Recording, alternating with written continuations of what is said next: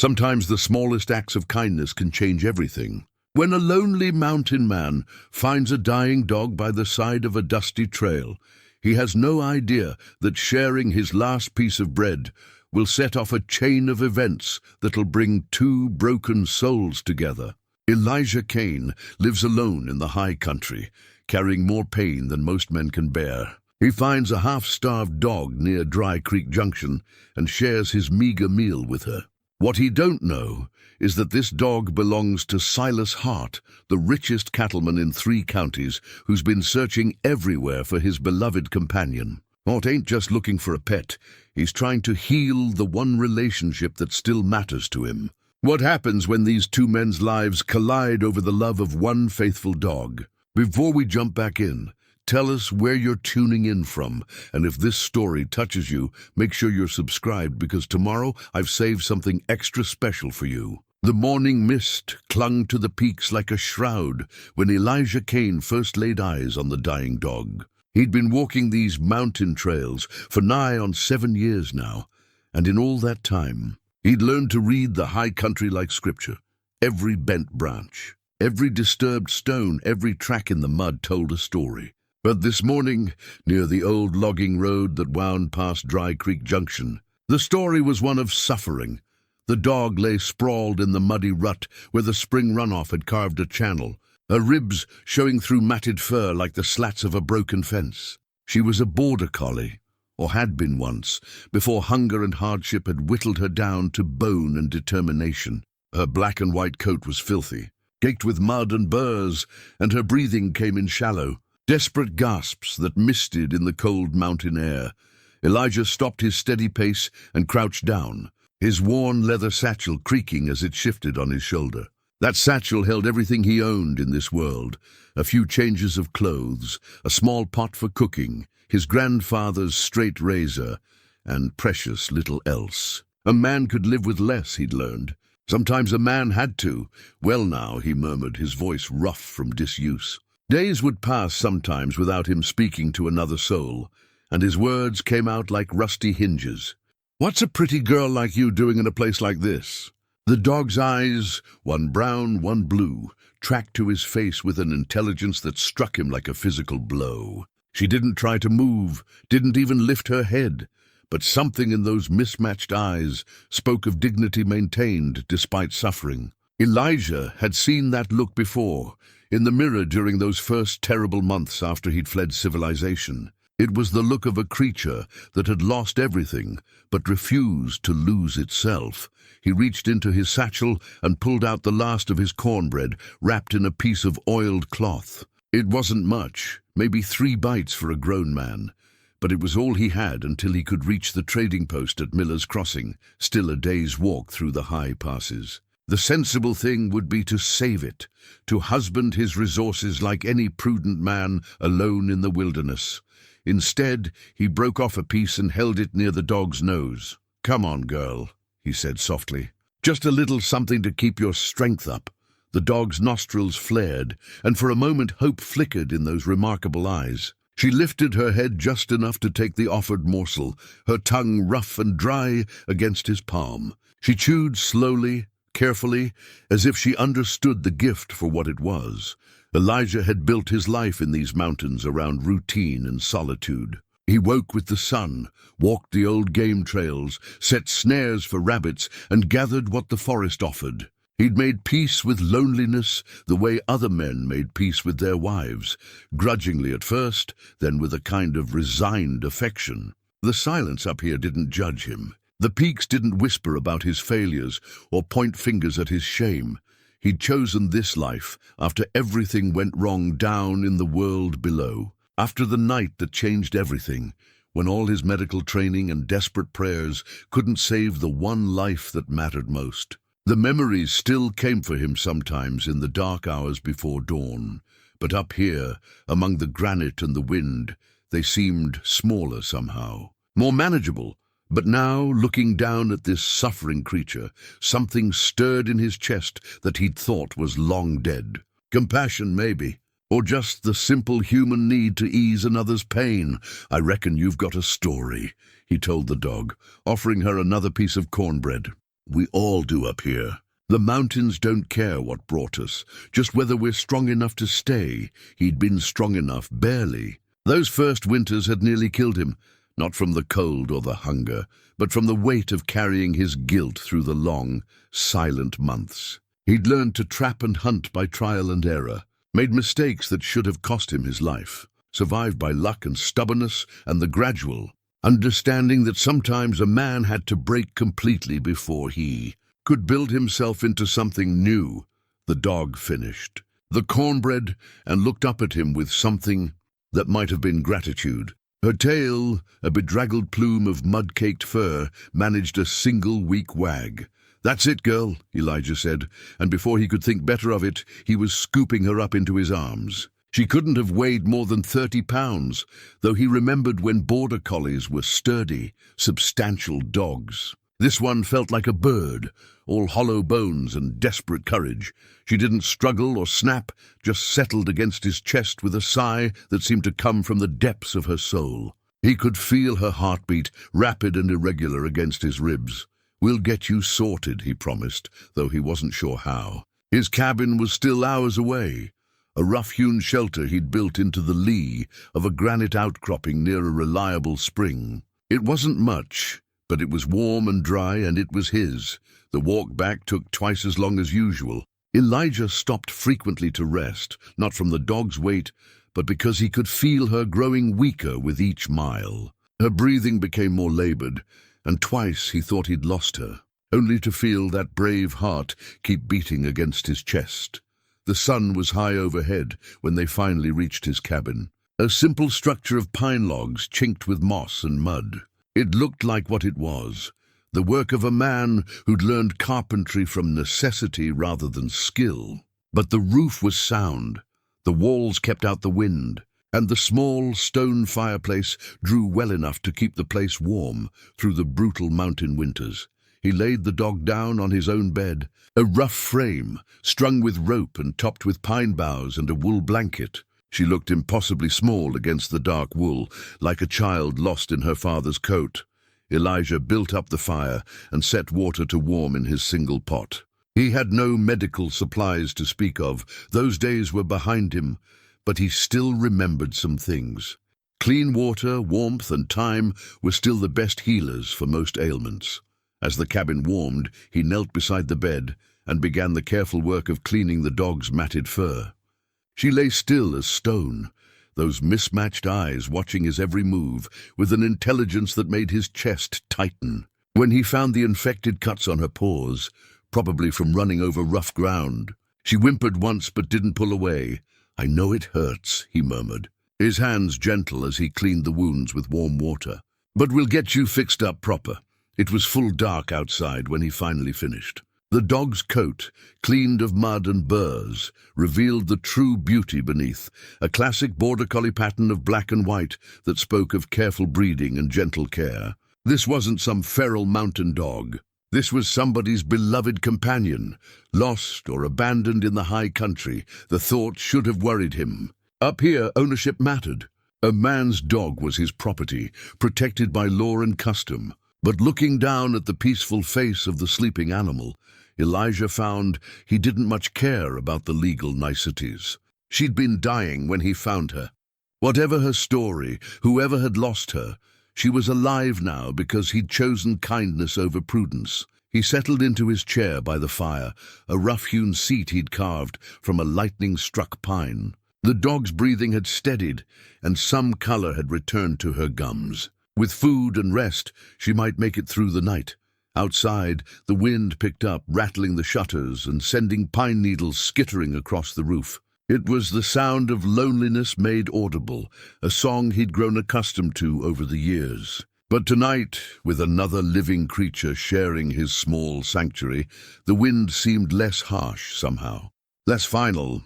He dozed in his chair, waking periodically to check on his patient. Each time, those remarkable eyes would open and fix on his face, as if she were memorizing the features of the man who'd saved her life. There was trust there now, fragile but real, and it humbled him more than he cared to admit.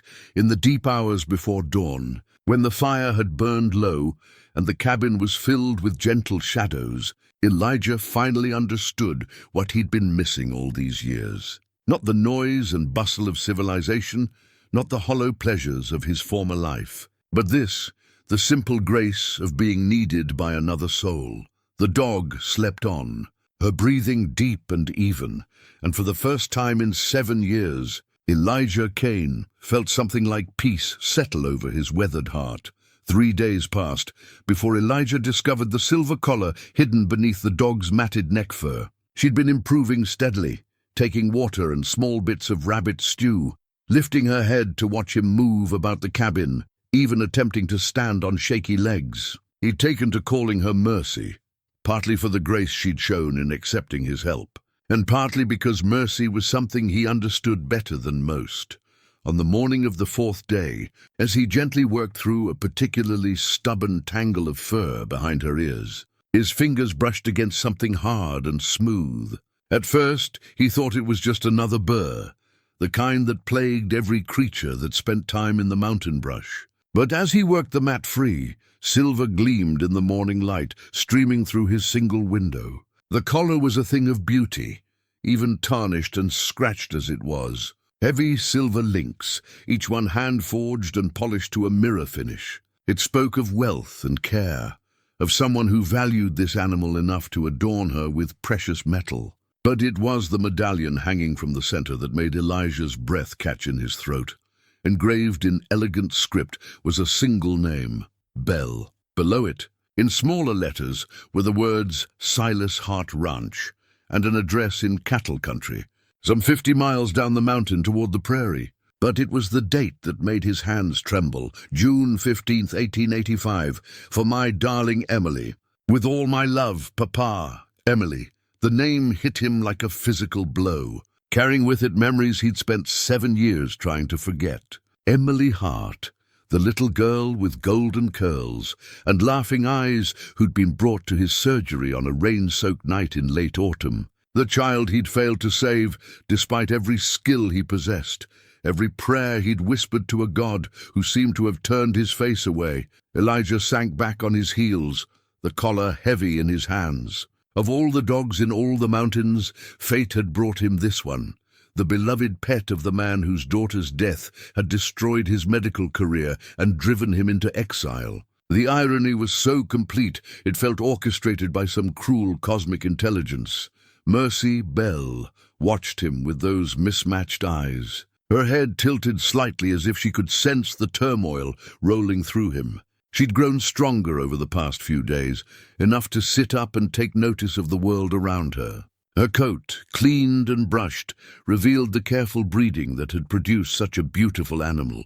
This was no common farm dog, but a treasured companion, likely worth more than most men saw in a year. The memories came flooding back, despite his best efforts to hold them at bay. That terrible night when Silas Hart had burst through the doors of his surgery, his daughter's limp form cradled in his arms. She'd been thrown from her horse during a storm, struck her head on a rock. By the time they'd gotten her to town, precious time had been lost.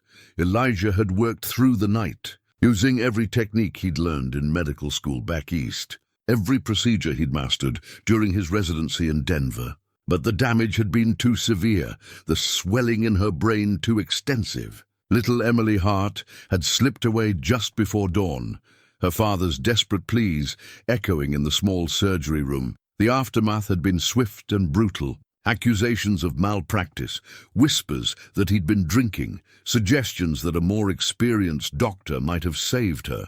None of it had been true, but truth mattered little when a prominent man's child was dead and someone needed to bear the blame. Elijah's practice had crumbled within months, his reputation destroyed by grief-fueled gossip and the simple human need to assign fault to tragedy. He'd left town on a cold January morning, carrying nothing but his medical bag and the weight of failure that would follow him into the mountains. The bag was long gone now, traded to a desperate trapper for winter supplies during his 2nd year in exile. But the weight remained, a constant companion that had shaped every day of his hermit's existence.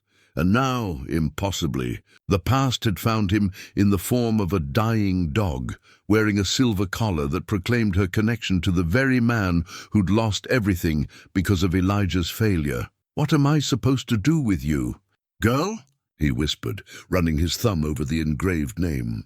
"How can I keep you, knowing what I know?" Belle tilted her head the other way, then slowly, carefully rose to her feet. She was still unsteady, but the strength was returning to her legs. She took a tentative step toward him, then another, until she could rest her muzzle against his knee. The gesture was so trusting, so full of simple affection, that it nearly broke his heart. He knew what the right thing was. The moral thing. He should pack up what little gear he could carry, take Belle down the mountain to the Hart Ranch, and return her to her rightful owner. It would mean facing Silas Hart again, confronting the man whose life he'd helped destroy. It would mean explaining how he'd come to find the dog, where he'd been these past 7 years, why he'd chosen exile over fighting the accusations that had ruined him. But the thought of giving her up, of losing the first real companionship he'd known since fleeing to the mountains, felt like tearing away a piece of his soul. In just a few days, Belle had become more than a patient or a responsibility. She'd become hope, proof that he could still heal, still nurture, still be something more than a broken man hiding from his failures. He studied the collar more closely, noting details he'd missed in his initial shock. The craftsmanship was exquisite, each link perfectly formed and joined. The medallion bore tiny engravings around the edges, roses and ribbons that spoke of a father's love for his daughter. This wasn't just a dog collar, but a piece of jewelry, a treasure given with the kind of lavish affection that money could buy, but love made meaningful. The date told its own story. June 15th, 1885, likely Emily's birthday, though he couldn't remember the exact date from that terrible night 7 years ago. Silas Hart had commissioned this collar as a gift, probably presenting it to his daughter along with the puppy that would become her constant companion. The image was almost too painful to contemplate, a wealthy father indulging his beloved child, never imagining that both girl and dog would be lost to him before another year had passed. Belle nudged his hand with her nose, a gentle reminder that she was real and present and needed his attention. Her eyes held no knowledge of the tragedy that connected them, no understanding of the weight her very existence placed on his conscience. She knew only that he'd saved her life and continued to care for her with patience and kindness. "I reckon I could keep you a while longer," he said softly, his voice barely above a whisper. "Just until you're stronger, just until you're ready to—" But even as he spoke the words, he knew they were lies. He wasn't keeping her for her own good, but for his own desperate need for companionship. He was being selfish, keeping something that belonged to another man simply because he couldn't bear to be alone again. The rational part of his mind, the part that had been trained in medical ethics and moral reasoning, insisted that ownership was clear and unambiguous. Belle belonged to Silas Hart, and every day he kept her was a day stolen from her rightful owner. The man was probably still searching, probably offering rewards, probably torturing himself with worry over the fate of his daughter's beloved pet. But the deeper part of him, the part that had been wounded and isolated for so long, argued back with desperate logic. He'd found her dying. He'd saved her life when anyone else might have passed by. Didn't that count for something? Didn't that create its own kind of bond, its own form of right? He slipped the collar into his pocket, unable to look at the engraved name any longer. Belle watched him with those remarkable mismatched eyes, trusting and patient. She had no way of knowing that her savior was also the man who'd failed to save her young mistress. No understanding of the bitter irony that had brought them together. "We'll figure it out," he told her, though he had no idea how. "Somehow, we'll figure out what's right." Outside, the wind picked up, rattling the cabin shutters and moaning through the pine boughs. It sounded like voices calling across the mountains, lost souls searching for something they'd never find. Elijah knew that sound well.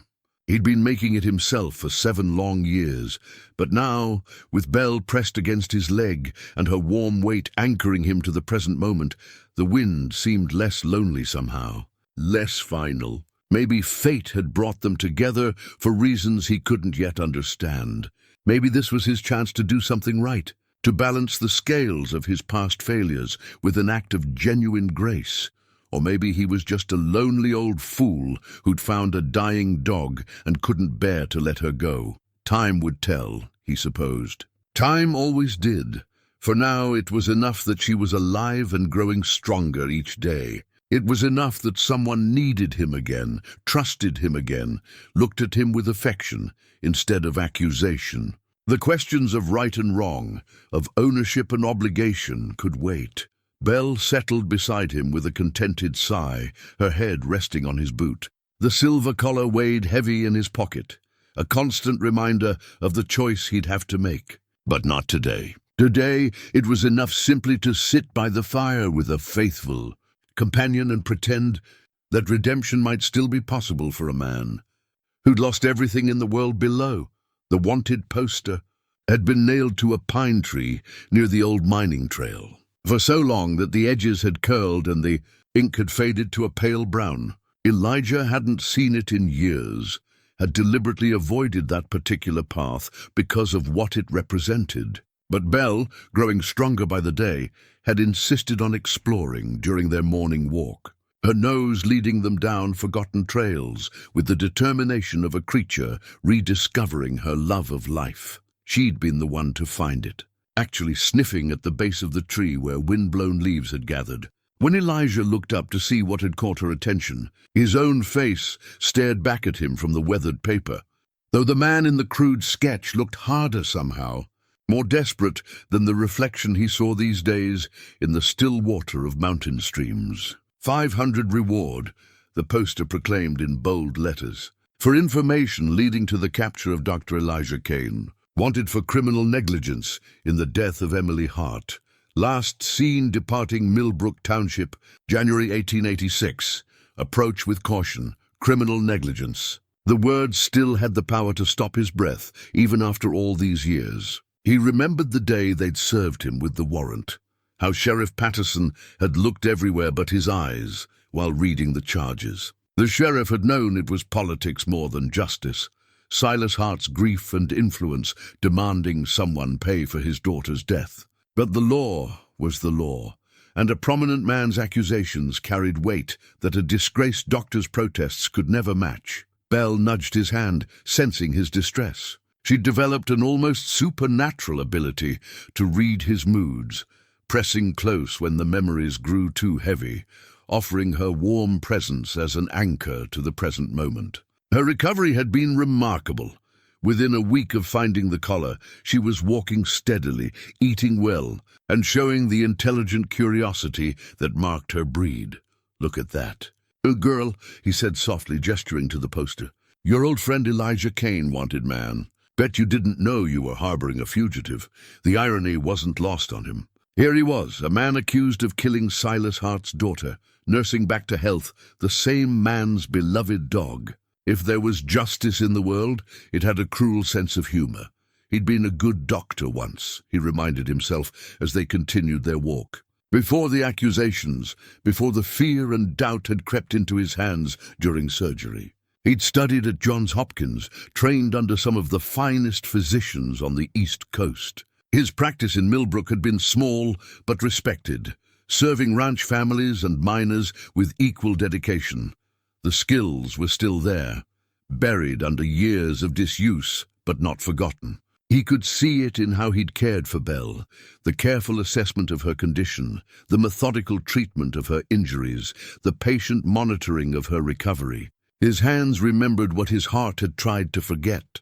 Belle had been his patient in the truest sense, and he'd healed her, not with the sophisticated tools and medicines of his former practice, but with the fundamental principles that had drawn him to medicine in the first place: observation, compassion, and the simple determination to ease suffering wherever he found it. During those first terrible days after Emily Hart's death, he'd replayed every moment of that night countless times. Had he missed something? Made the wrong choice? Been too slow to act? The questions had eaten at him like acid, destroying his confidence along with his reputation. But caring for Belle had reminded him of a truth he'd forgotten.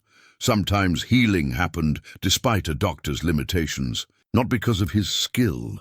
They'd been walking for nearly an hour when Belle suddenly stopped, her body going rigid with attention. Her ears pricked forward, and a low growl rumbled in her chest. Elijah followed her gaze down the slope toward the main trail and felt his stomach drop.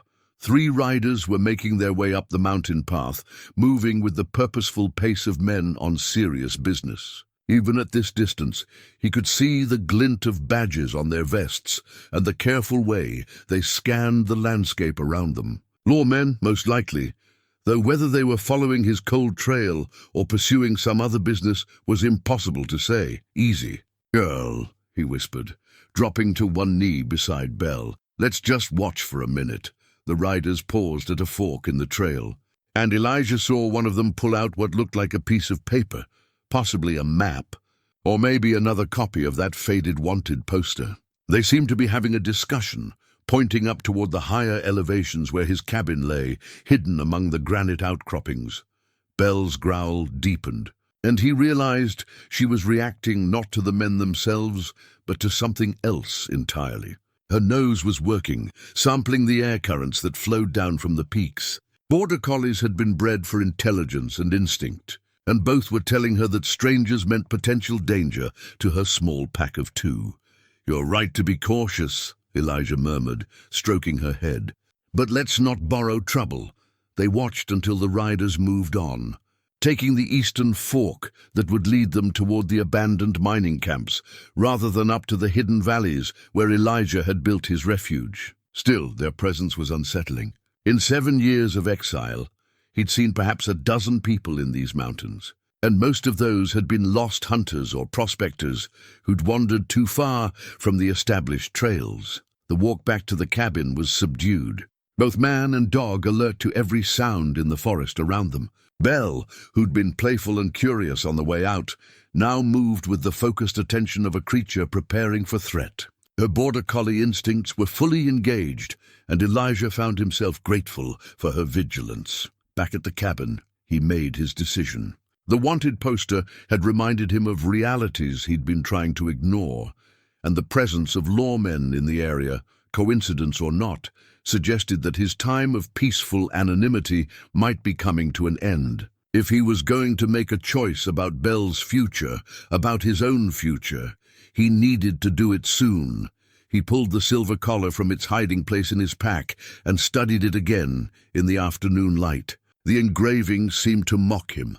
"For my darling Emily, with all my love. Papa," a father's gift to a daughter who'd died because her doctor hadn't been skilled enough, quick enough, or blessed enough by Providence to save her.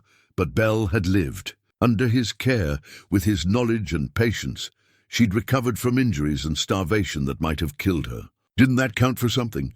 Didn't that prove he still had the power to heal, to nurture, to do good in the world? The argument felt hollow even as he made it. Healing a dog wasn't the same as saving a child. Success with an animal patient didn't erase his failure with a human one. The collar in his hands was proof of both his shame and his hubris. He'd saved the pet while failing the owner, rescued the beloved companion while letting the beloved daughter slip away. Belle padded over to where he sat and laid her head on his knee, those mismatched eyes looking up at him with complete trust. She had no knowledge of his internal struggle, no understanding of the guilt that weighed on his shoulders like a physical burden. To her, he was simply the man who'd found her dying and brought her back to life. The man who shared his food and his warmth and asked nothing in return but companionship. "What would Emily think?" he asked her softly. "If she could see us now, what would she want us to do?" The question hung in the air between them, unanswerable but important nonetheless. Emily Hart had been 8 years old when she died, old enough to love her dog with the fierce loyalty that only children could manage. She'd probably trained Belle herself, taught her to sit and stay and come when called. The bond between them would have been profound and innocent, unmarked by the complexities that shadowed adult relationships. Would that little girl want her beloved pet to live with the man who'd failed to save her? Or would she want Belle returned to her grieving father, to the ranch that had been their shared home? The answer seemed obvious when framed that way, but Elijah found himself reluctant to accept its implications. As evening approached, he prepared Belle's dinner with the same careful attention he'd given to her medical care. She was eating well now, her coat glossy and her energy restored. In another week or two, she'd be fully recovered, ready to tackle the mountain trails with the enthusiasm of her breed. She'd also be strong enough to make the journey down to the Hart Ranch, if that's what he decided was right. The wanted poster had changed something, though he wasn't sure exactly what. Maybe it was the reminder that his past would always be part of his present, that he couldn't escape the consequences of his failures simply by hiding in the mountains. Or maybe it was the realization that Belle deserved better than a fugitive's uncertain future. Either way, time was running short for decision-making. The law might not be actively hunting him after all these years, but his presence in the mountains wasn't as secret as he'd believed. And Belle, sweet, trusting Belle, was living proof of his connection to the Hart family, evidence that could complicate his life in ways he didn't want to contemplate. As he watched her settle down for the night, curled up on the wool blanket that had become her bed, Elijah felt the weight of choice pressing down on him like the approaching winter. Tomorrow, or the day after, or sometime soon, he'd have to decide between his own desperate need for companionship and the moral certainty that Belle belonged with her rightful owner, but not tonight. Tonight, it was enough to sit by the fire and listen to her peaceful breathing, to pretend for a few more hours that redemption might be as simple as saving one dying creature in a world full of suffering. The hand-carved wooden cross stood barely 2 feet tall, weathered and simple, planted in a small clearing where wildflowers bloomed between scattered granite stones. Elijah had made it during his second winter in the mountains, when the isolation and guilt had nearly driven him to follow the same path as the man he'd buried beneath it. Thomas McKenna had been a prospector, old and worn down by years of chasing dreams that glittered just out of reach. Elijah had found him collapsed on the trail, clutching his chest and gasping for breath that wouldn't come. By the time he'd gotten the old man back to his cabin, it was already too late. Another life slipping away, despite his desperate efforts to save it. But this time had been different. This time there'd been no accusations, no angry family members demanding answers he didn't have. Thomas had died peacefully, holding Elijah's hand and whispering thanks for the kindness of a stranger. It had been the first good death Elijah had witnessed since becoming a doctor, and it had nearly broken him with its grace. He'd carved the cross from a piece of pine struck by lightning, working through the long winter nights when sleep wouldn't come. Each cut of his knife had been a prayer of sorts, a plea for understanding and forgiveness that he'd never been able to voice aloud. When spring came, he'd carried it to this peaceful clearing and planted it over Thomas's grave, hoping that somehow the gesture might bring peace to them both. Now, nearly 5 years later, Belle stood beside him at the weathered marker, her head tilted as if she could sense the significance of this place. She'd been growing stronger every day, but more than that, she'd been growing closer to him.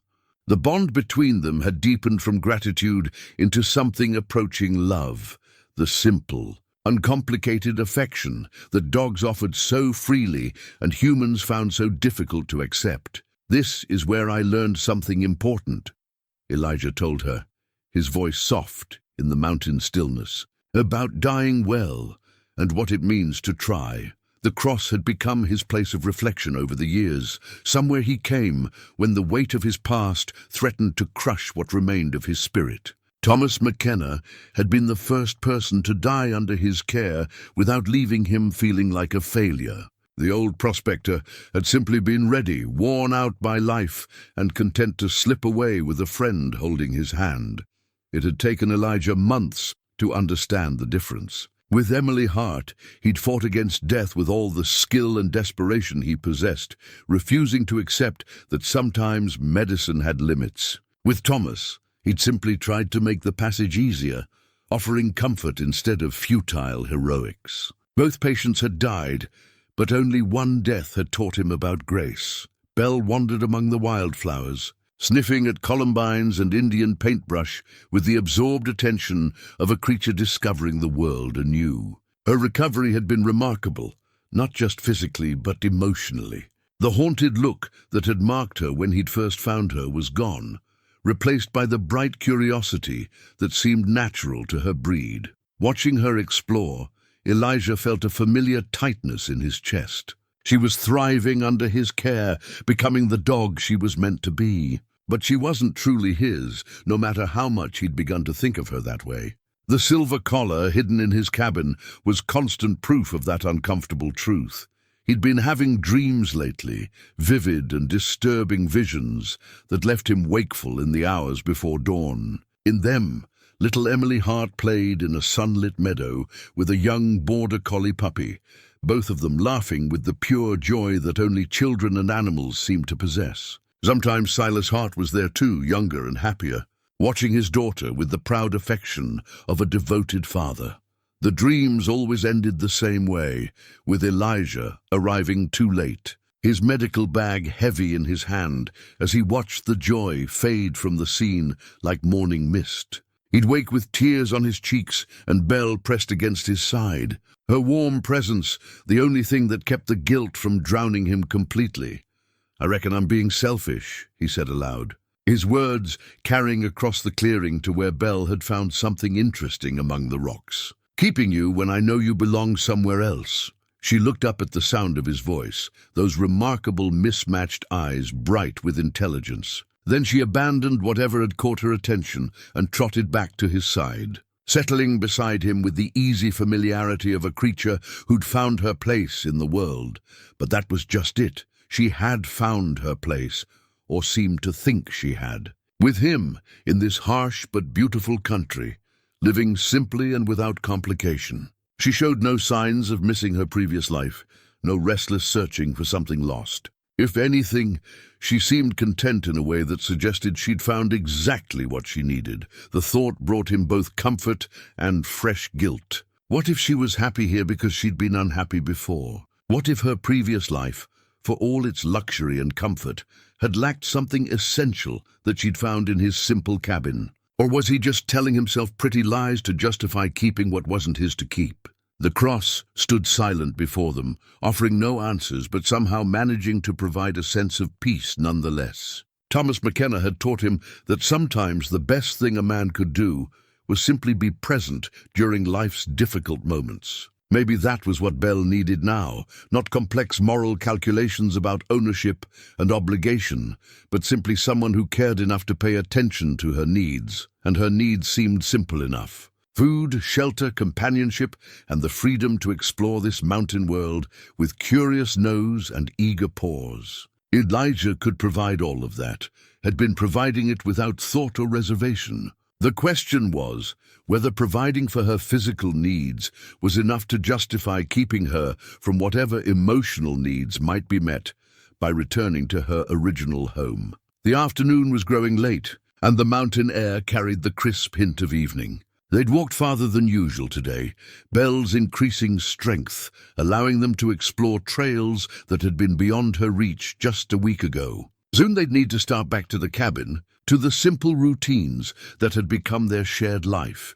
But for now, Elijah was content to sit beside the cross and watch Belle investigate every interesting scent the clearing had to offer. Her joy was infectious, reminding him of pleasures he'd forgotten during his years of solitude. The way sunlight looked filtering through pine needles, the sound of water moving over stones, the simple satisfaction of a companion who asked nothing more than presence and kindness.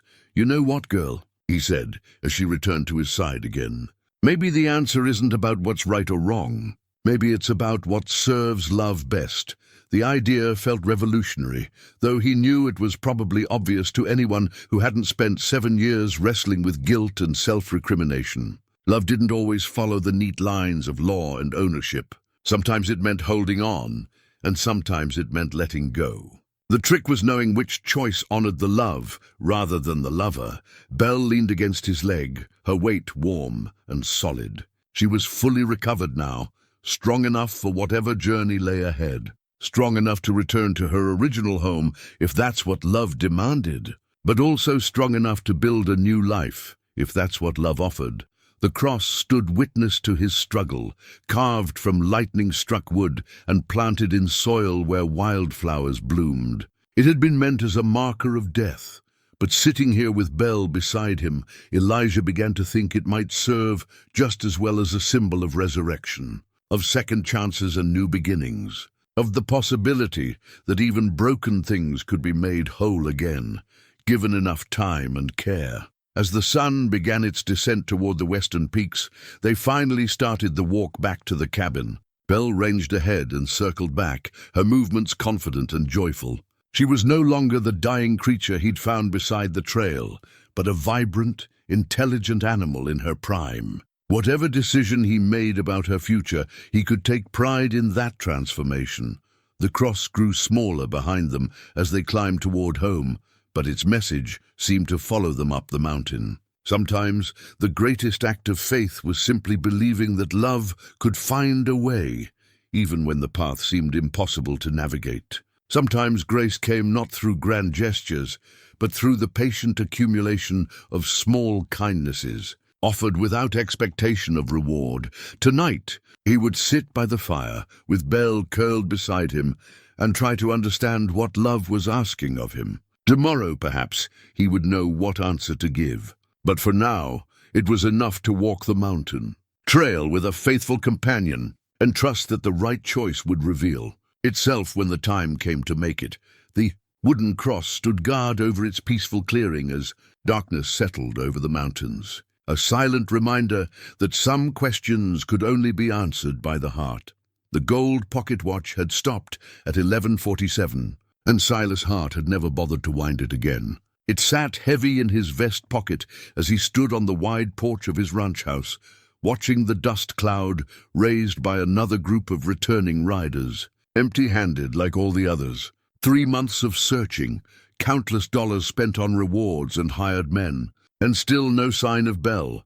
He pulled the watch from his pocket and stared at its frozen face, remembering the moment time had stopped for him as well. 11:47 on the night of October 15th, when Dr. Elijah Kane had emerged from the surgery room and spoken the words that shattered Silas's world. "I'm sorry, Mr. Hart, there was nothing more I could do." Emily had been everything to him, his late wife's final gift, the light that had kept him going through the dark years after consumption took Margaret. An 8-year-old whirlwind of laughter and questions, riding beside him as he checked the herds, helping in her earnest way with the ranch books, chattering endlessly about her dreams of becoming a veterinarian, so she could help all the animals on the ranch, and Belle had been her constant companion from the moment Silas brought the puppy home for her 6th birthday. He'd paid a fortune to have the dog shipped from a breeder in Scotland, wanting only the best for his darling girl. The silver collar had been commissioned specially, engraved with love and presented on another birthday that now felt like a lifetime ago. The ranch house felt like a mausoleum these days, its rooms echoing with memories that brought more pain than comfort. Emily's bedroom remained exactly as she'd left it that final morning, her books stacked on the nightstand, her clothes folded in the dresser, her hairbrush still holding strands of golden silk that caught the light when he forced himself to enter the room. But it was Belle's absence that made the silence unbearable. The dog had been Emily's shadow, sleeping curled at the foot of her bed, following her through the house and barns with devoted attention. After the accident, after the funeral, Belle had seemed to understand that her world had changed irrevocably. She'd taken to wandering the ranch, searching for her young mistress with heartbreaking persistence. Then, 3 months ago, Belle had simply vanished. No trace, no trail, no explanation. Just gone, like the last living connection to his daughter had been severed by some cruel fate. The ranch hands had searched for weeks before Silas began hiring professional trackers, posting rewards in every town within 100 miles, sending men into the mountains and across the prairie in an ever-widening circle of desperation. Mr. Hart. The voice belonged to Jake Morrison, his foreman for the past 15 years. A steady man with weathered hands and patient eyes, Jake had been with the ranch since before Emily was born. He'd loved the little girl like his own granddaughter, and Belle's disappearance had hit him almost as hard as it had Silas. "Any luck?" Silas asked, though he could read the answer in Jake's expression. Patterson and his boys checked the old mining camps up towards Silver Creek, found some evidence of recent activity, campfires, maybe someone living rough up there, but no sign of Belle. Could be prospectors, could be drifters. Hard to say. Silas nodded, his fingers closing around the watch. He'd sent men to every possible location, followed every rumor and report. Someone had claimed to see a dog matching Belle's description near the railhead at Miller's Crossing. Another report had placed her in a mining camp 50 miles north. All had proven false, leading his searchers on futile chases across empty country. "There's something else," Jake continued, his voice careful. "That wanted poster you had printed up, the one for Dr. Kane. Billy found pieces of it nailed to a tree up on the old mining trail. Looked like it had been there for years, but someone had been by recently. Ground was disturbed, like maybe someone had stopped to read it." The news sent a chill through Silas that had nothing to do with the evening air. He'd had those posters printed during the worst of his grief, when rage had seemed easier to bear than sorrow. Criminal negligence charges against the doctor who'd failed to save Emily, a bounty posted for information about his whereabouts. It'd been politics more than justice, his influence used to create consequences where none had existed legally. "Could be coincidence," Jake offered gently. "Lots of folks travel that trail. Could be anyone, but Silas knew better. In 7 years, no one had reported seeing hide nor hair of Dr. Elijah Kane. The man had vanished as completely as if the earth had swallowed him, which had suited Silas fine. Part of him had hoped the disgraced doctor had done the decent thing and put himself out of the misery he'd caused. But if Kane was still alive, still hiding somewhere in the mountains, double the reward, Silas said suddenly. "Both of them. 5,000 for Belle, 5,000 for Kane." Jake's eyebrows rose. "That's a lot of money, boss. Might attract the wrong kind of attention. I want them found." The words came out harder than he'd intended, carrying all the weight of 3 months of fruitless searching and 7 years of unresolved grief. "Oh, whatever it takes, however much it costs. I want them both found." He turned and walked back into the house, leaving Jake to organize the new search efforts. The hallway was lined with photographs. Emily at 2, pigtails flying as she ran through the barn. Emily at 5, solemn and proud in her first riding outfit. Emily at 7, grinning gap-toothed as she held a prize-winning calf at the county fair. And in nearly every picture, Belle was there too, growing from gangly puppy to devoted companion. The study was his refuge these days, the one room in the house that held no memories of Emily's laughter.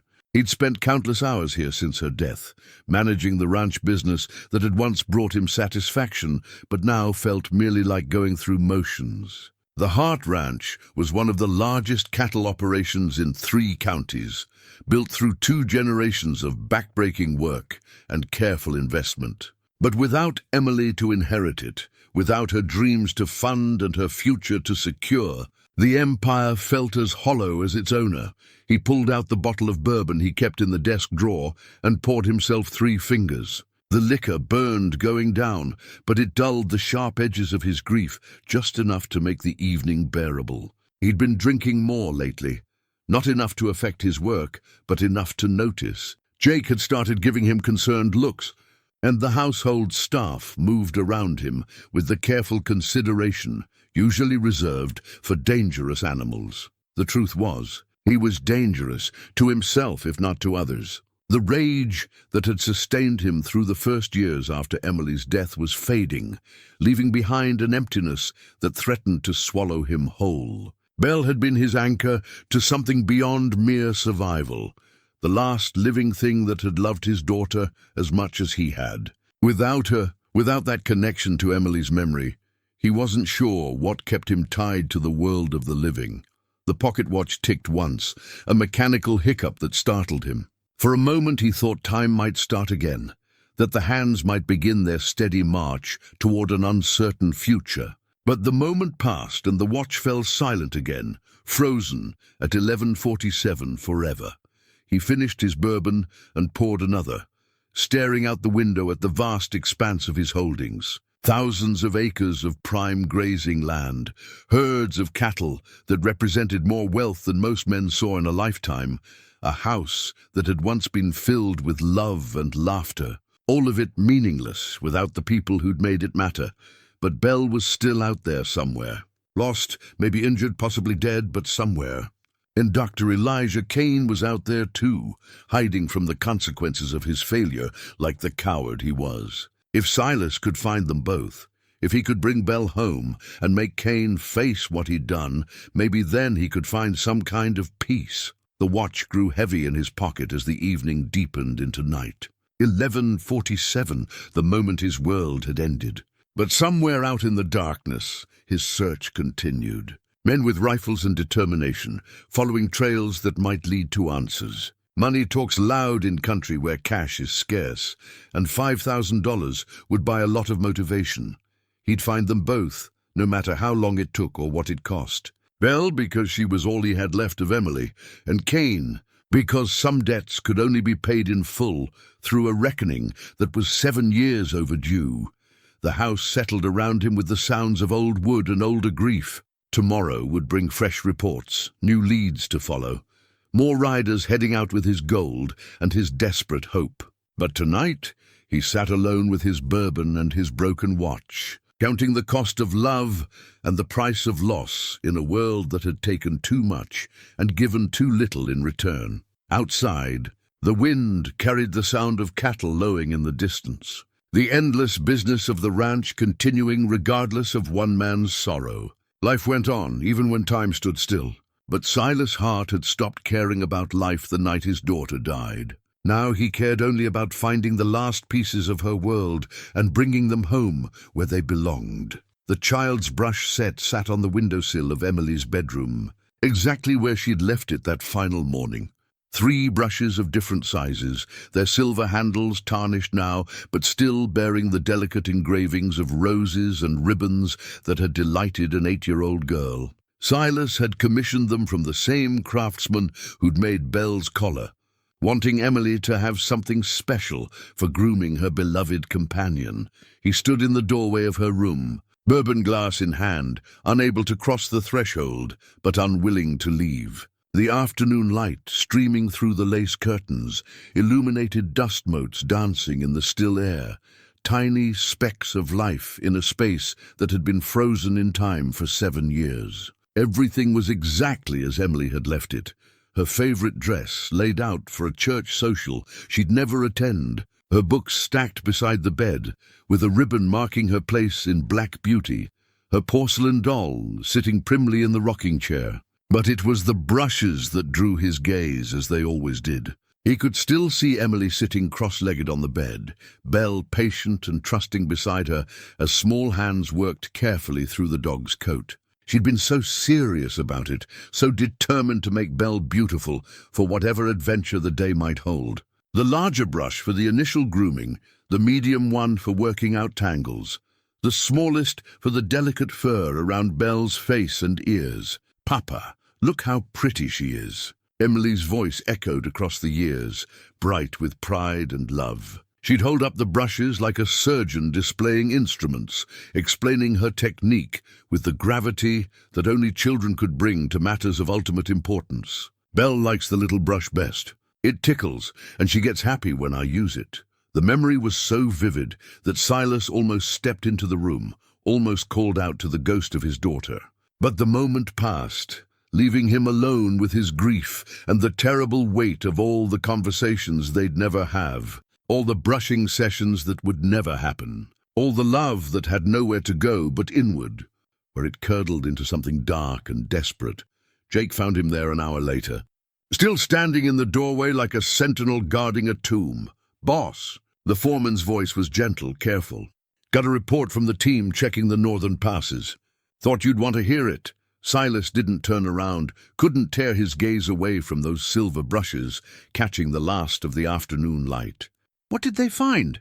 "Tracks, recent ones. Dog tracks that match the size we're looking for, heading up toward the high country. Could be Belle, could be another dog.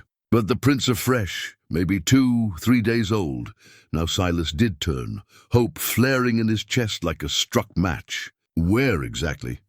"Trail junction near Dry Creek. The tracks head up toward Eagle's Rest, following the old game trails. Rough country up there, but if someone was trying to stay hidden, send more men." The words came out sharp, commanding. "I want every trail in that area searched. Every cabin, every cave, every place a man might hide." Jake nodded, but didn't move to leave. "Boss, there's something else." The tracks weren't alone. Human footprints alongside them, like maybe someone was walking with the dog. Someone who knows the country well enough to travel those high trails. The implication hung in the air between them. If Belle was alive, if she was with someone in the high country, it raised questions that Silas wasn't sure he wanted answered. Had she been stolen? Had someone found her and kept her, not knowing about the reward? Or worse, had someone taken her deliberately, knowing exactly whose dog she was and what her return might mean? "I'll lead the search myself," Silas said, already moving toward the stairs. "Sir, with respect, those are hard trails. Dangerous country for someone who hasn't been riding the high passes regular-like. Maybe it's better to let the boys— It's my dog." The words came out harder than he'd intended, carrying all the weight of 3 months of fruitless searching and 7 years of accumulated grief. "It's my daughter's dog, and I'll be the one to bring her home." He left Jake standing in the hallway and headed for his study, mind already racing with plans. He'd need supplies for a week in the mountains, maybe longer. Cold weather gear, since the high country could turn brutal without warning, even in late summer. His rifle, in case they encountered the wrong kind of wildlife or the wrong kind of people. The thought of Belle alive, somewhere in those peaks, filled him with an energy he hadn't felt in months.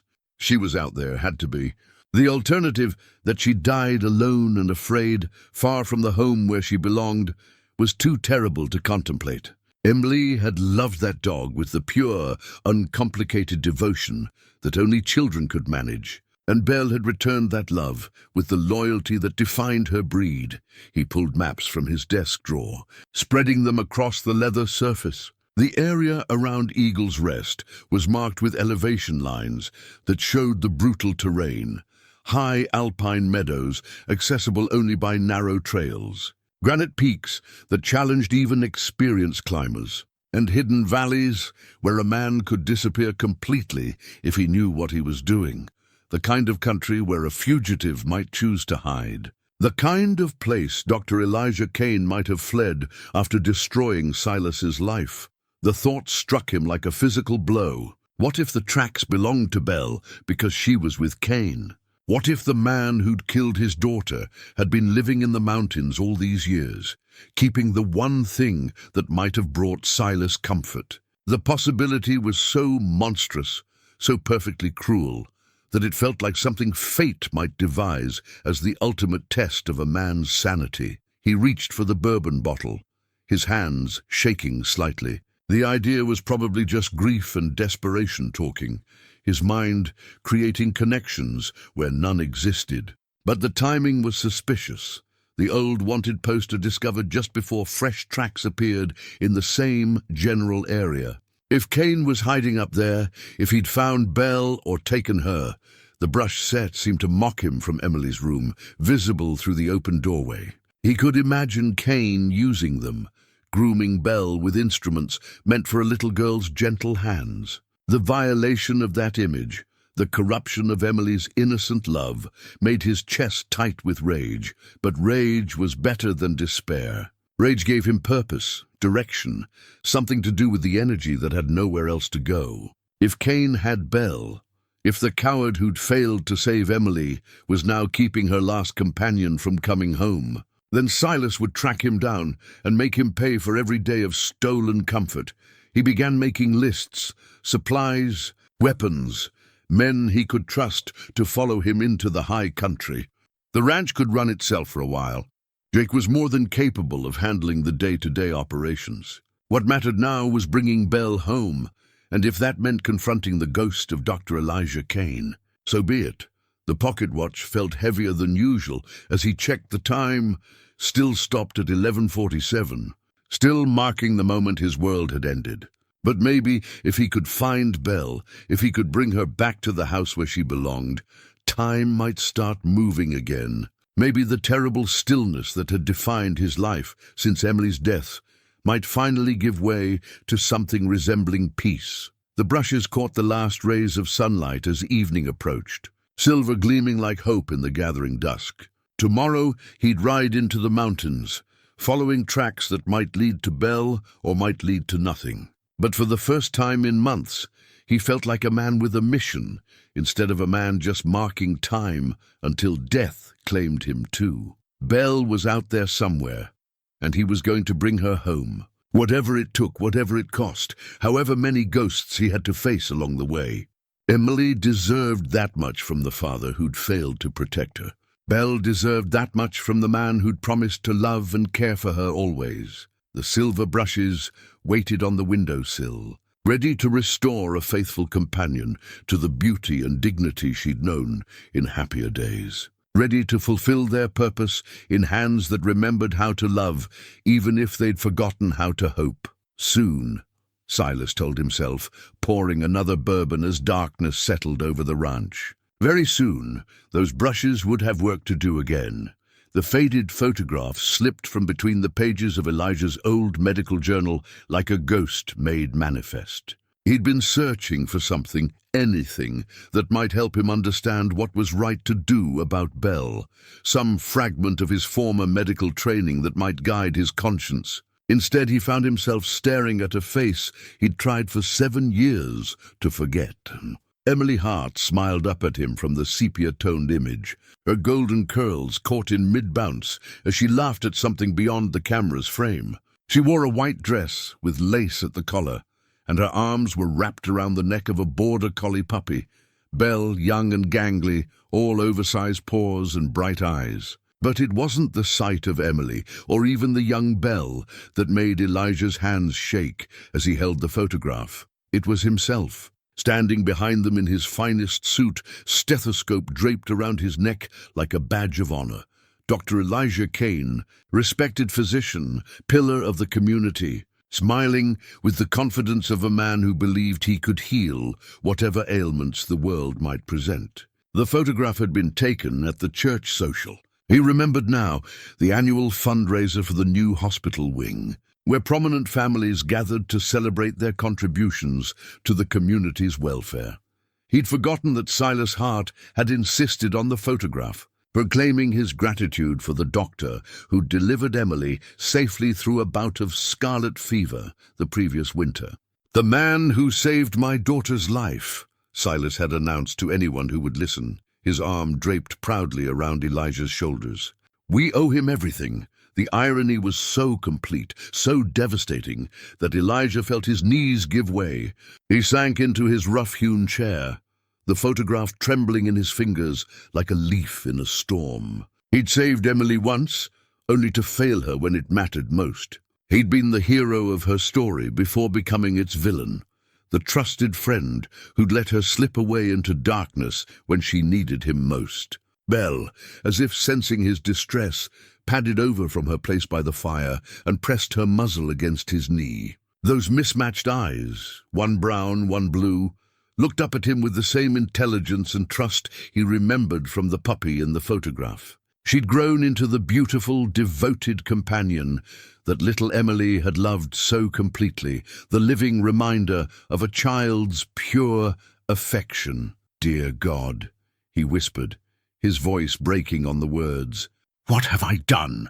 The memories came flooding back with brutal clarity. The church social where this photograph was taken, how Emily had chattered endlessly about her new puppy, how she'd made him promise to visit Belle whenever he came to check on the ranch hands. The way she'd looked at him with absolute trust, the same expression Belle wore now, the faith of innocence in someone who seemed capable of making everything right. He'd kept that promise too, in the months before the accident. Regular visits to the Hart Ranch, supposedly to check on the workers' health, but really to see Emily's delight in her growing companion. He'd taught her how to check Belle's ears for infection, how to brush her coat properly, how to recognize signs of illness or injury. Emily had absorbed every lesson with the serious attention of a child who'd found her calling. "I'm going to be a veterinarian like you're a people doctor," she'd announced one autumn afternoon. Belle sprawled contentedly in her lap as she practiced the brushing techniques he'd shown her. "Belle and I will help all the animals on the ranch, and Papa will be so proud." The photograph showed the moment when that dream still seemed possible, when Emily's future stretched ahead bright with promise, and Belle was just beginning to grow into the devoted companion she'd become. Before the storm, before the fall, before the terrible night when all of Elijah's skill couldn't save the child who'd trusted him completely. He remembered now the way Silas had looked at him across Emily's still form, the gradual shift from desperate hope to dawning horror as he realized his daughter was truly gone. The accusations had come later, fueled by grief and the need to blame someone for the unthinkable. But in that first moment, there had been only shared devastation. Two men who'd loved Emily in their different ways, united in their failure to protect her. Belle's gentle whine drew him back to the present. She was watching him with concern, her head tilted in that characteristic way that meant she was trying to understand what had upset her human. How much did she remember of her previous life? Did she ever think about the little girl who'd loved her first, who'd taught her to sit and stay and come with the patient repetition of someone who had all the time in the world?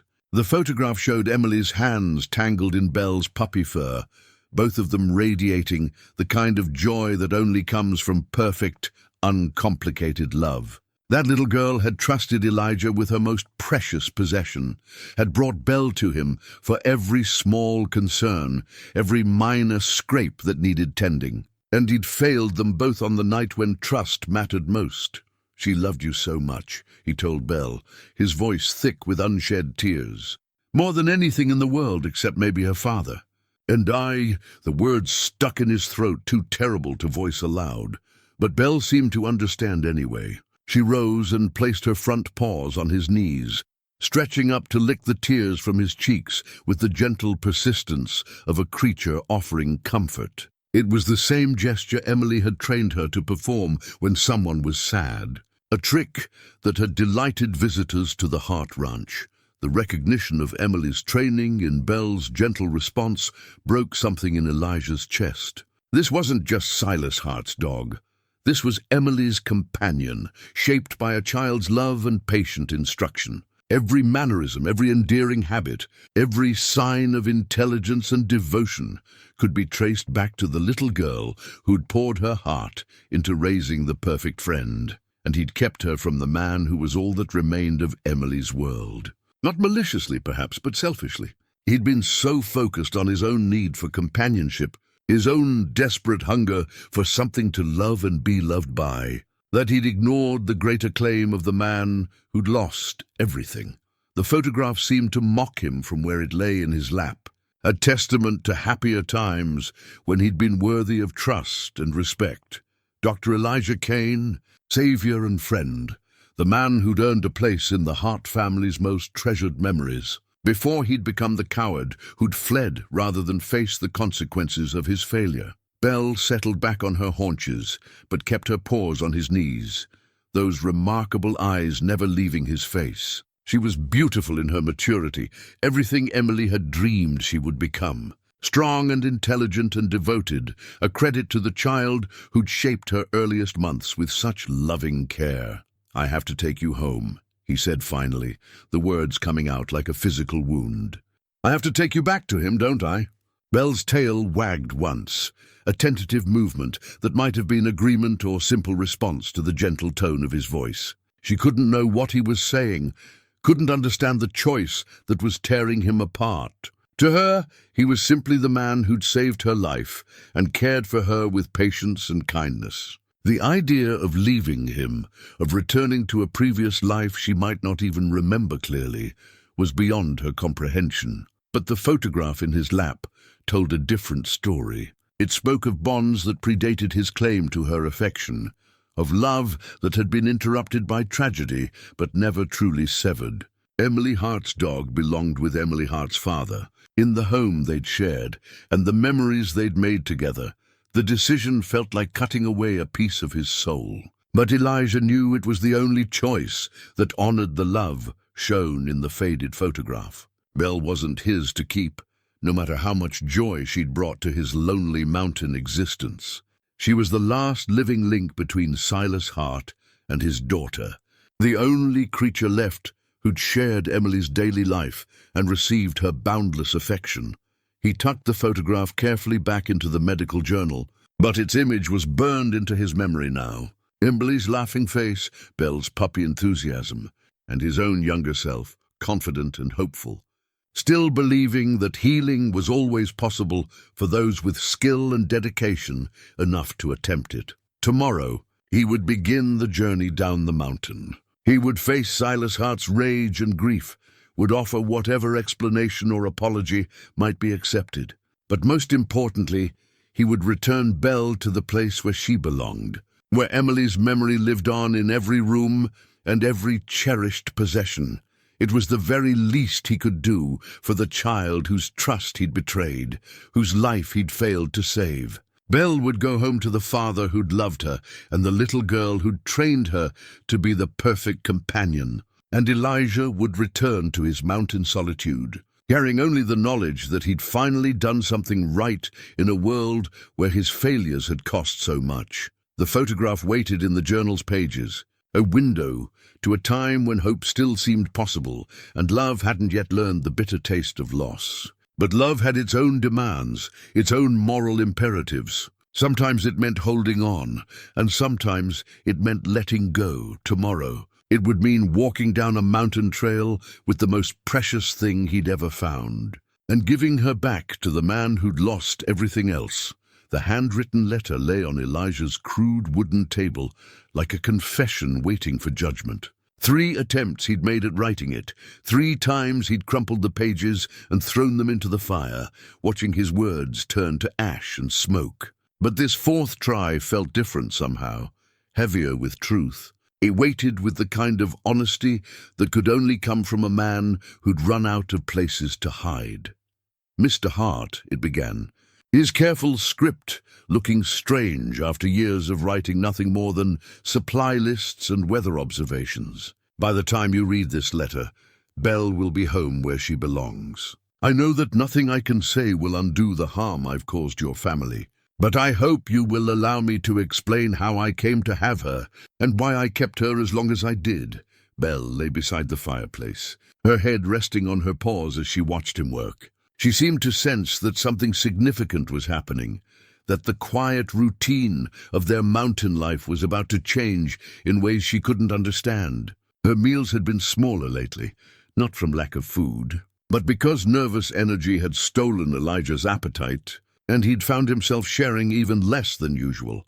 The letter continued for 3 pages, each word chosen with the care of a man who knew they might be his last chance to make peace with the past. He wrote about finding Belle near death, about the agonizing discovery of her collar, about the terrible recognition that fate had brought him, the one creature who could force him to confront his failures. He wrote about his years in exile, about the guilt that had driven him from civilized society, about the slow healing that Belle's presence had brought to his wounded spirit. But mostly, he wrote about Emily. "I think about her every day," the letter confessed. "About her laughter when Belle performed the tricks she'd taught her. About the way she used to bring the dog to my office for the smallest concerns. About how proud she was to be learning to care for animals the way I cared for people. She trusted me completely, Mr. Hart. That little girl believed I could fix anything, heal anyone, make everything right with the world.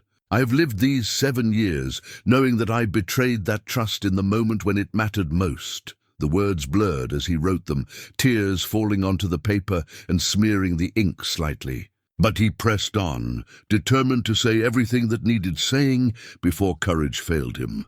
He wrote about the night Emily died, about every decision he'd made and every technique he'd tried. He wrote about the limitations of medical knowledge, about the cruel randomness that sometimes claimed young lives despite the best efforts of those who fought to save them. "I know you believe I killed your daughter through negligence or incompetence," he continued.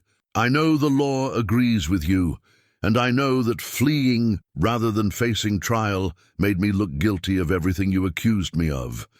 But I need you to know that I loved Emily too in my way. She was the brightest, kindest child I ever had the privilege to treat, and losing her nearly destroyed me as completely as it destroyed you." The confession took most of the morning to complete. When he finally signed his name at the bottom, his hand was cramped and his heart felt lighter than it had in years. The truth was out now, committed to paper where it couldn't be taken back or modified. Whatever Silas Hart chose to do with that truth was beyond Elijah's control. He sealed the letter in an envelope he'd fashioned from brown paper, then tucked it into Belle's collar, where it would be found when he delivered her to the Hart ranch. The journey would take 2 days through the mountain passes, assuming the weather held and his aging joints could manage the steep trails. He'd need to pack carefully, enough food for both of them, warm clothes for the cold nights, and his few precious possessions in case he never returned to the cabin. The afternoon was spent in preparation, sorting through his meager belongings with the methodical care of a man who might not get another chance to set his affairs in order.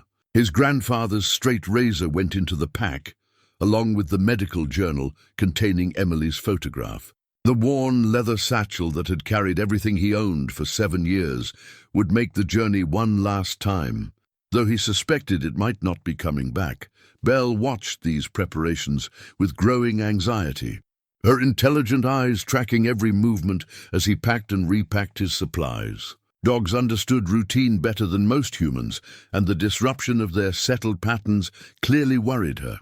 She followed him around the cabin, staying close enough to touch, as if physical contact might prevent whatever change she sensed approaching. "It's going to be all right, girl," he told her, though he wasn't sure he believed it himself.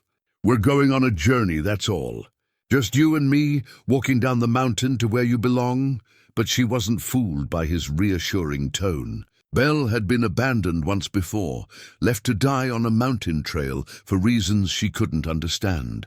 The prospect of another upheaval in her life clearly frightened her, and Elijah felt his heart break a little more each time she pressed against his legs or whined softly for attention. As evening approached, he made their final meal in the mountain cabin, rabbit stew with wild onions and the last of his stored vegetables. Belle ate with less enthusiasm than usual, her appetite diminished by the same nervous energy that had been affecting them both. She kept looking toward the door as if expecting someone to arrive, some threat or change that would explain the tension in the air. After dinner, Elijah sat by the fire with Belle curled against his side, her warm weight both comfort and torment. Tomorrow they would begin the journey that would separate them forever, that would return her to her rightful owner and leave him to face whatever consequences awaited. The thought of the empty cabin, of the silence that would replace her gentle breathing and contented sighs, was almost unbearable. "You know," he said softly, his fingers working through her soft fur, "I've been thinking about what Emily would want, about what she'd say if she could see us now." Belle's ears pricked forward at the sound of her former mistress's name, though Elijah wasn't sure if she actually remembered Emily or was simply responding to his tone. 7 years was a long time in a dog's life, and she'd been little more than a puppy when tragedy struck the Hart family. "I think she'd want you to be happy," he continued, "to be loved and cared for, to have a home where you belong. I think she'd want her father to have you back, to have that connection to her memory. And I think," his voice broke slightly, "I think she'd forgive me for keeping you this long, for being selfish when I should have been strong." The fire crackled in the stone hearth, casting dancing shadows on the cabin walls.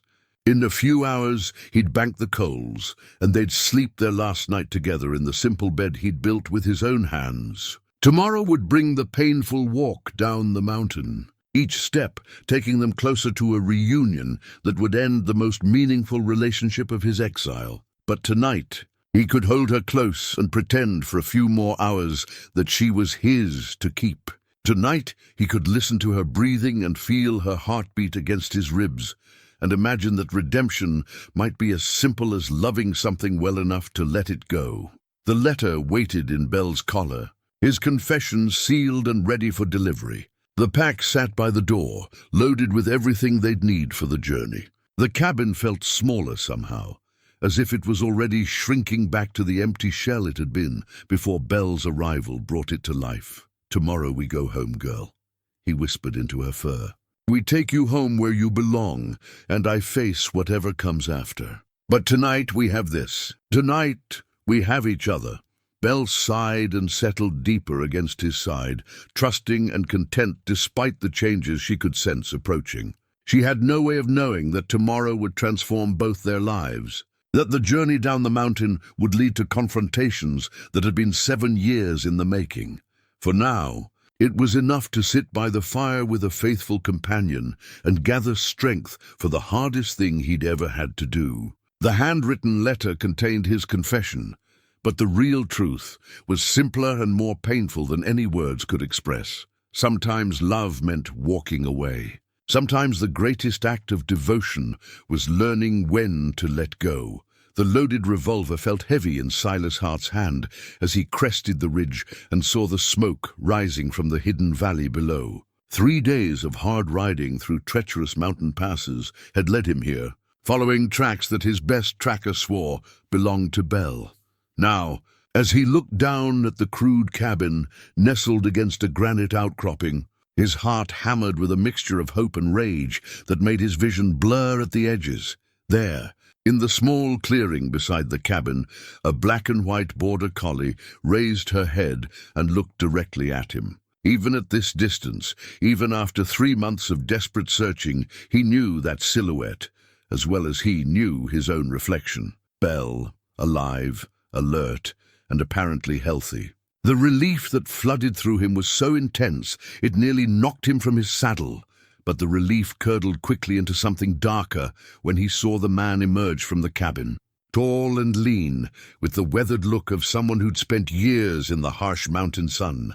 The face was older, more lined than Silas remembered. But there was no mistaking those features.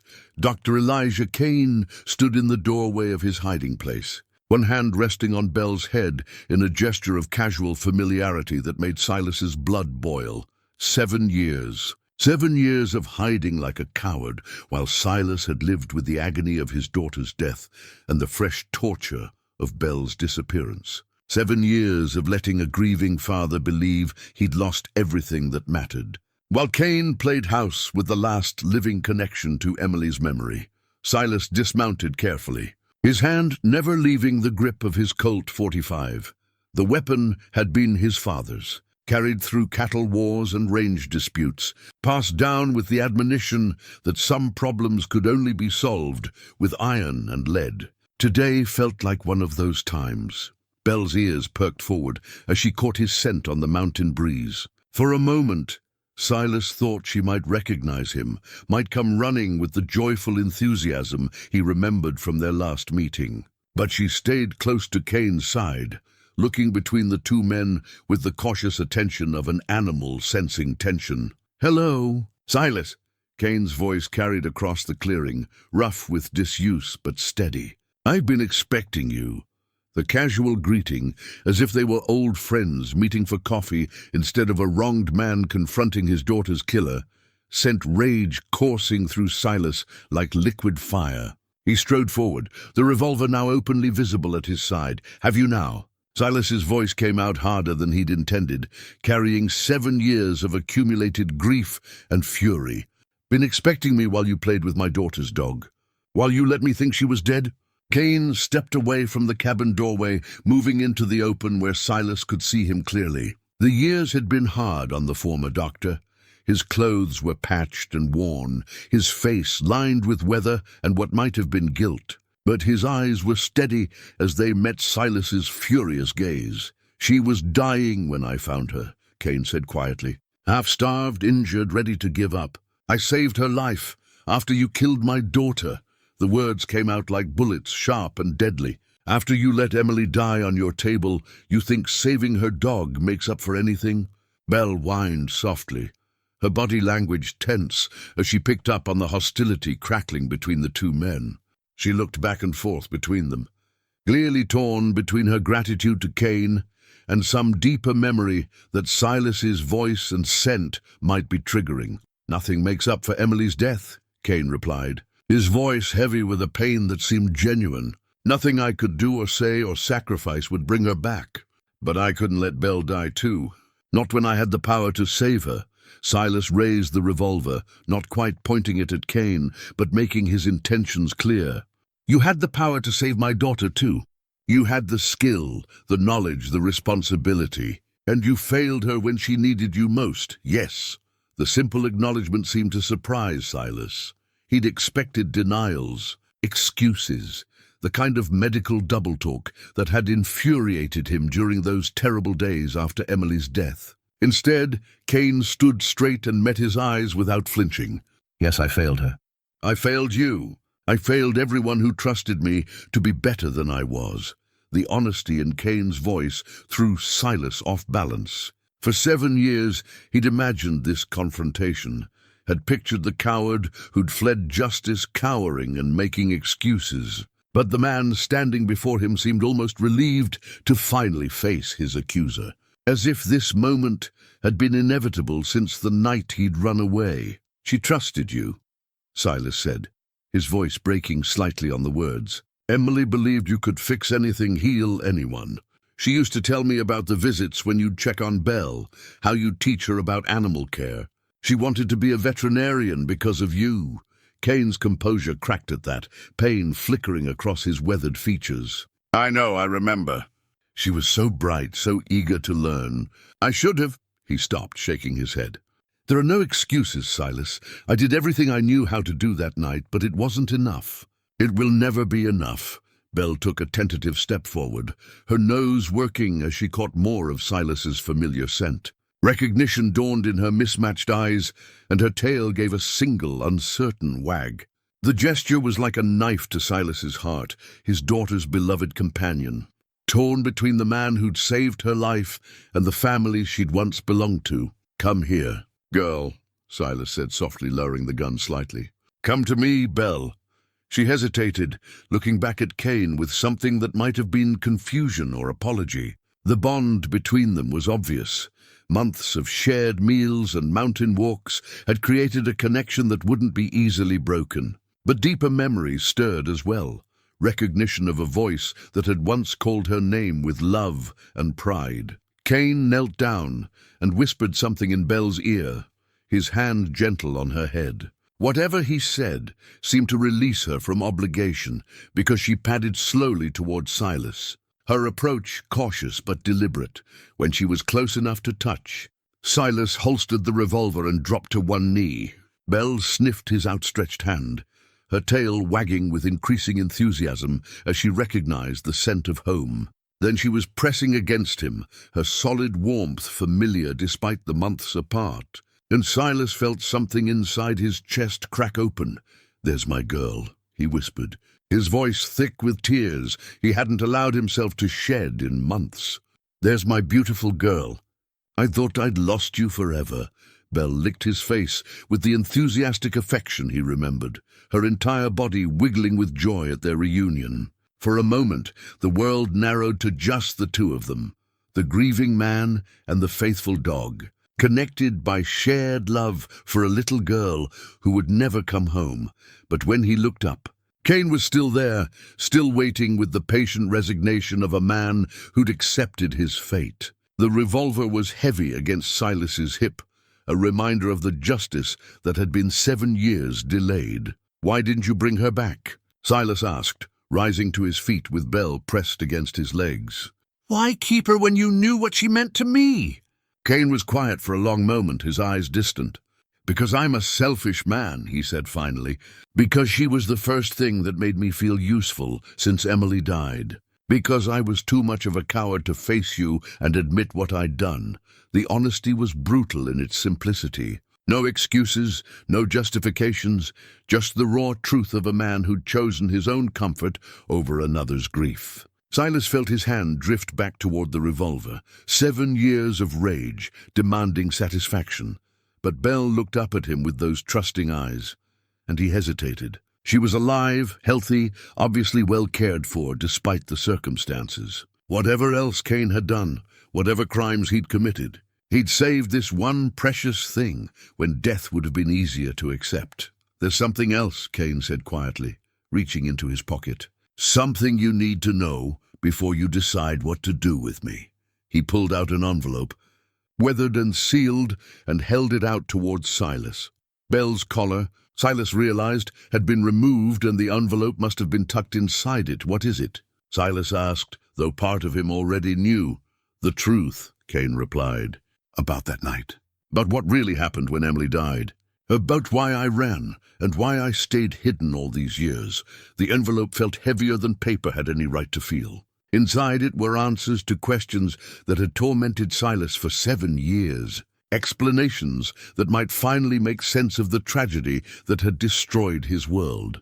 But holding it also meant facing the possibility that his rage had been misdirected, that his need for someone to blame had blinded him to more complex truths. The revolver waited at his side, ready to deliver the justice he'd dreamed of for so long. Belle pressed closer against his legs, a warm reminder of what they'd both already lost and found again.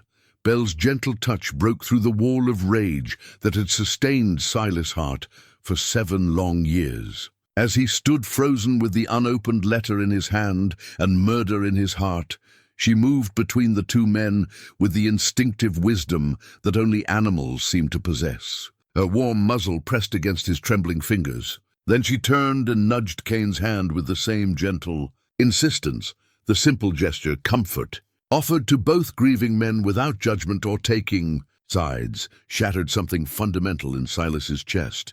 The revolver fell from his nerveless fingers, landing in the mountain dirt with a dull thud that seemed to echo across the clearing like a thunderclap. "She knows," Kane said softly, his voice breaking on the words. "She knows we're both broken by the same loss." Silas sank to his knees, the letter crumpling in his fist, as 7 years of accumulated grief finally overwhelmed the rage that had been holding it at bay. The sobs came from somewhere deep inside, a place he'd locked away the night Emily died, and once they started, they wouldn't stop. "I loved her," he choked out between gasping breaths. "She was everything to me. Everything good in this world, and I couldn't protect her. I couldn't save her." Kane knelt across from him, Belle between them like a bridge spanning the chasm of their shared pain. "Neither could I," he whispered. "God help me, Silas, neither could I." The words hung in the mountain air between them, 2 confessions of failure that somehow felt lighter for being shared. Silas looked up through his tears and saw his own anguish reflected in Kane's weathered face. Not the cold indifference he'd imagined all these years, but raw, unhealed wounds that had never stopped bleeding. "Tell me," Silas said, his voice hoarse with emotion. "Tell me what happened that night. Tell me why my little girl had to die." Kane's hands shook as he began to speak, his voice barely above a whisper. "The storm had been going for hours when you brought her in. She was unconscious, had been since the fall. Head trauma, severe swelling of the brain. I knew," his voice broke, "I knew from the moment I saw her that the damage was catastrophic." Belle settled between them, her warm presence anchoring both men to the present moment, even as they relived the worst night of their lives. "I tried everything," Kane continued. "Every technique I'd learned, every procedure that might reduce the pressure in her skull. I worked through the night, refusing to give up, refusing to accept that sometimes medicine has limits. But the swelling was too severe, the damage too extensive." Silas closed his eyes, remembering his own vigil in the waiting room, pacing the floor and praying to a God who seemed to have stopped listening. "When you came out of that room, When you told me she was gone, I wanted to kill you with my bare hands. I know. I saw it in your eyes and I understood it. I wanted to kill myself. Kane's confession was raw with pain that had never diminished. She trusted me, Silas. That beautiful little girl looked at me like I could work miracles, and I failed her when she needed me most. The letter lay forgotten between them as both men confronted the truth they'd been avoiding for 7 years. Emily's death hadn't been caused by negligence or incompetence or any of the accusations that had driven Kane into exile. It had been caused by the cruel randomness of fate, by the simple fact that sometimes bad things happen to good people despite everyone's best efforts to prevent them. The charges, Silas began, but Kane cut him off with a shake of his head, were justified. Maybe not legally, but morally. I was responsible for her care, and she died under my watch. The fact that I did everything possible doesn't change the outcome. Belle whined softly, sensing the pain radiating from both men. She moved closer to Silas, offering her warmth and presence to the man who'd been her first family. Then she stretched her neck to nuzzle Kane's hand, refusing to abandon the person who'd saved her life. "She's trying to tell us something," Silas said, watching the dog's patient ministrations. "About forgiveness, maybe. About not letting grief poison everything we touch." Kane's laugh was bitter and broken. Emily would have understood. She always saw the best in everyone, even when they couldn't see it in themselves. She used to tell me that Belle was going to be a therapy dog when she grew up, that she had a gift for making sad people feel better. The memory hit Silas like a physical blow. He could see Emily so clearly, 8 years old and wise beyond her years, explaining her plans for Belle's future with the absolute certainty that only children possessed. She'd been right in her way. Belle had become exactly what Emily envisioned, a creature whose love transcended human complications and offered healing to broken souls. "I kept her because I was selfish," Kane admitted, his hand gentle on Belle's head, "because she was the only thing left in the world that connected me to Emily, to the man I used to be before I failed her. I told myself I was protecting her, giving her a good life, but really, I was just too much of a coward to give her back to you. Maybe," Silas said slowly, "maybe she needed both of us. Maybe she needed to save your life so she could come home to me." The idea felt revolutionary. The possibility that Belle's journey from death back to life and home again had served a purpose neither man could have understood at the time. She'd been dying when Kane found her, abandoned and alone just like he was. Saving her had reminded him of his capacity for healing, had given him a reason to keep living when guilt threatened to destroy him. And now she was home, bringing with her the possibility of forgiveness and understanding between two men united by loss. "Emily loved us both," Silas continued, his voice growing stronger. "She loved you for the doctor you were, for the way you cared about people and animals. And she loved me for being her father, for giving her Belle and a home where she felt safe." Maybe he swallowed hard. Maybe she'd want us to stop hurting each other over something that was never anyone's fault. Kane looked up, hope flickering in his eyes for the first time in 7 years. "Do you really believe that?" Silas looked down at Belle, who was watching both men with those remarkable mismatched eyes, one brown, one blue, like she could see the world from 2 different perspectives and somehow make sense of both. Emily's dog, trained by a child's love to offer comfort to anyone who needed it. "I believe," Silas said carefully, "that holding on to anger has nearly killed us both. I believe that Emily would want Belle to be happy and healthy, whether that's with you or with me, or somehow with both of us. And I believe," his voice cracked again, "I believe that 7 years is long enough to carry guilt that belongs to fate, not to any man."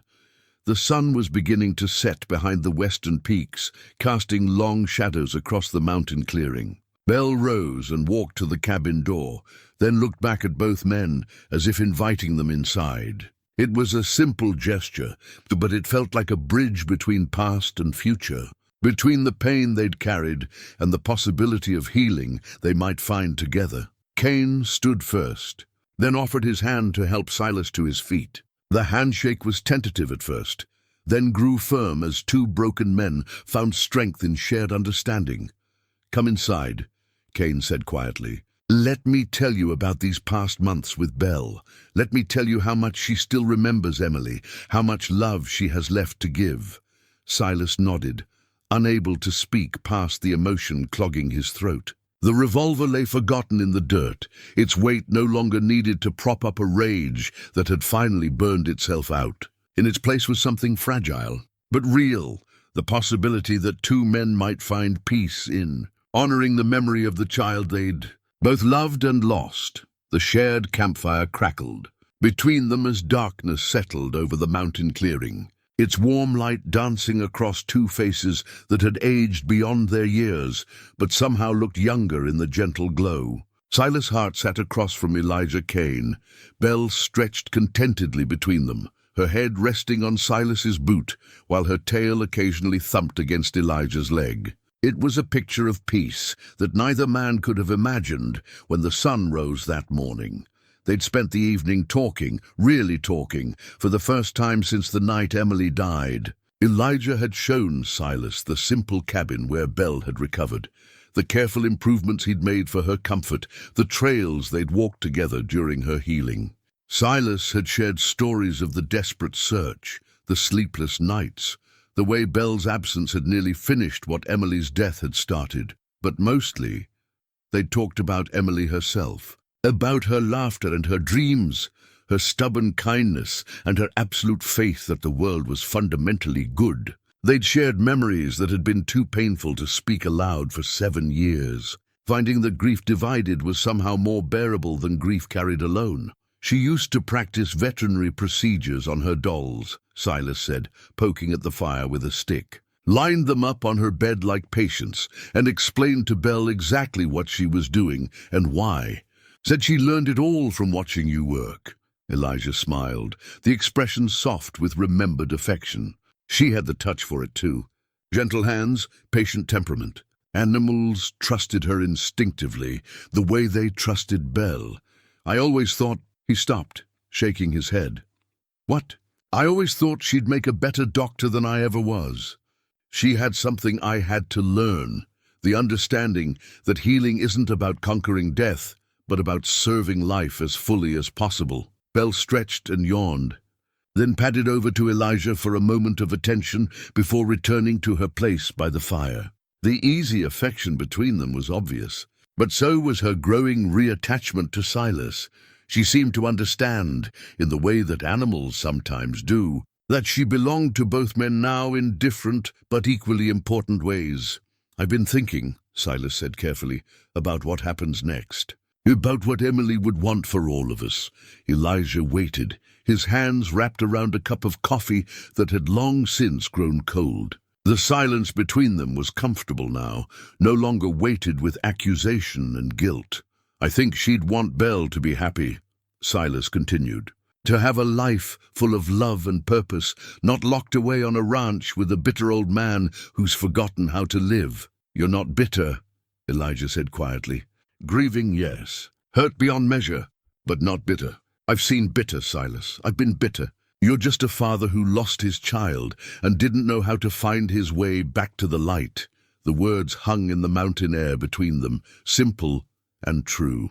Silas felt something loosen in his chest, a knot of self-recrimination that had been choking him for years.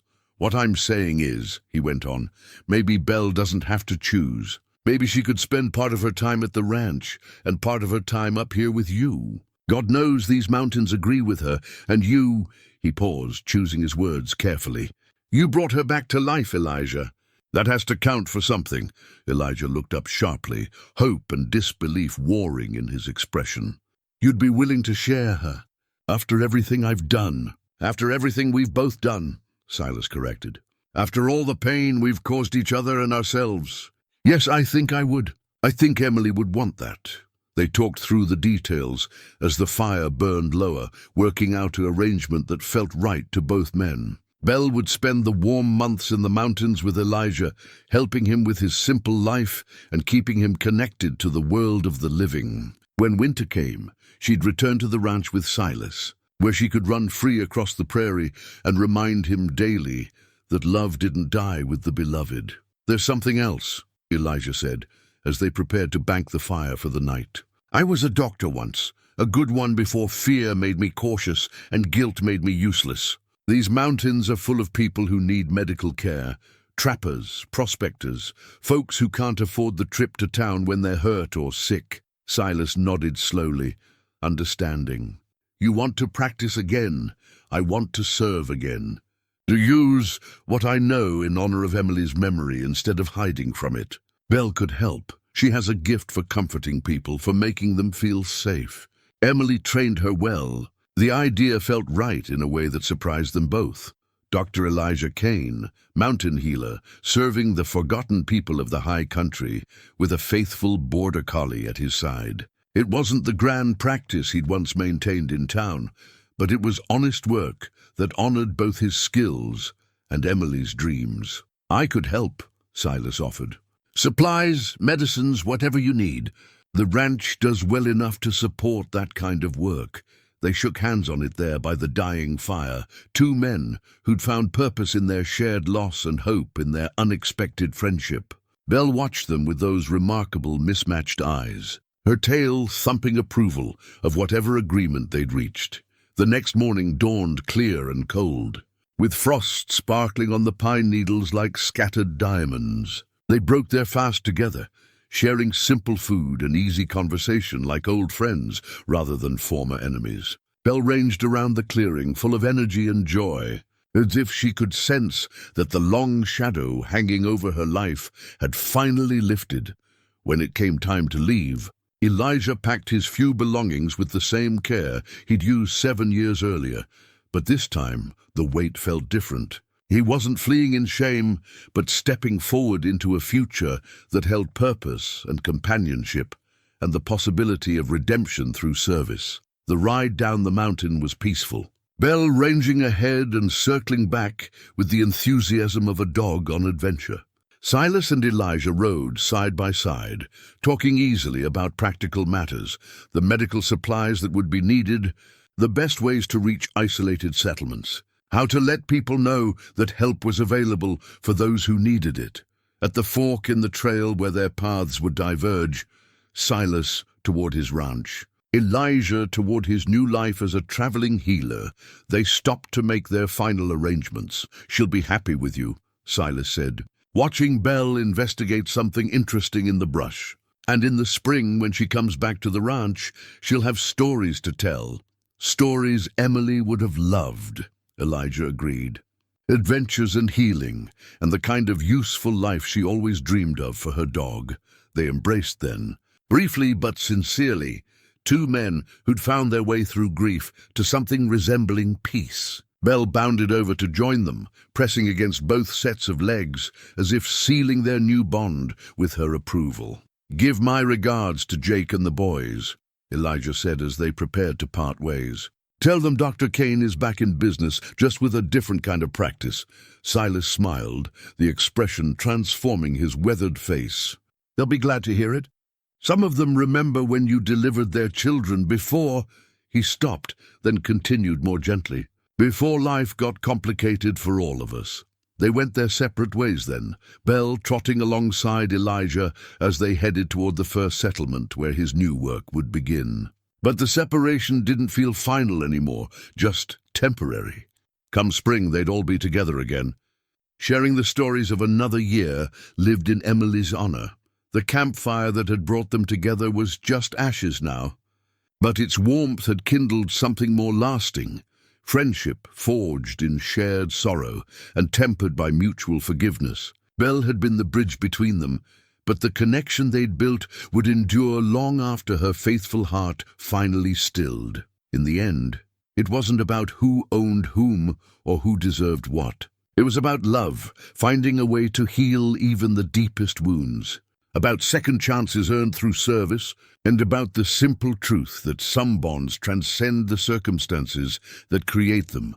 Emily Hart would have been proud of them all, the father who learned to love again, the doctor who found his calling in the wilderness, and the faithful dog who brought them together when they needed each other most. The mountains would remember their story, told in the whisper of wind, through pine boughs, and the gentle wisdom of creatures who understood that love, properly tended, could indeed conquer all.